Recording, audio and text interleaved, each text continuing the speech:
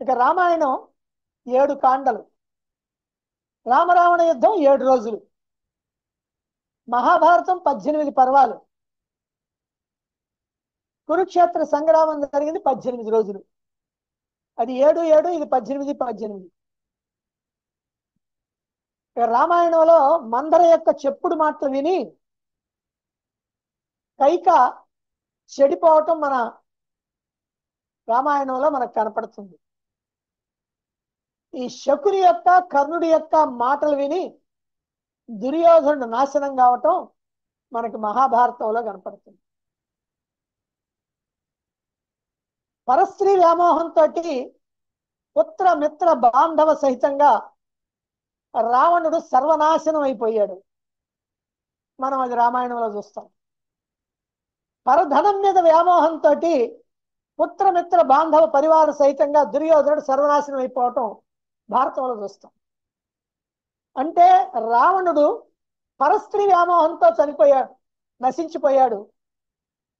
దుర్యోధనుడు పరధనం మీద వ్యామోహంతో నశించిపోయాడు.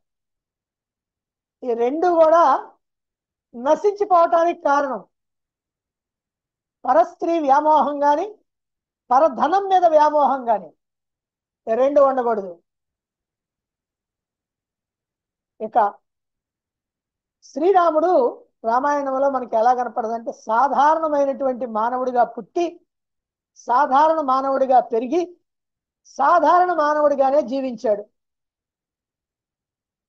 ఆయన భగవంతుడు అని మనం నమ్ముతాం. అయినప్పటికీ ఆయన ఎక్కడ భగవంతుడిగా ఆయన ప్రవర్తించలా, భగవంతుడని చెప్పుకోలే. కానీ మహాభారతంలో మాత్రం శ్రీకృష్ణుడు పుట్టటము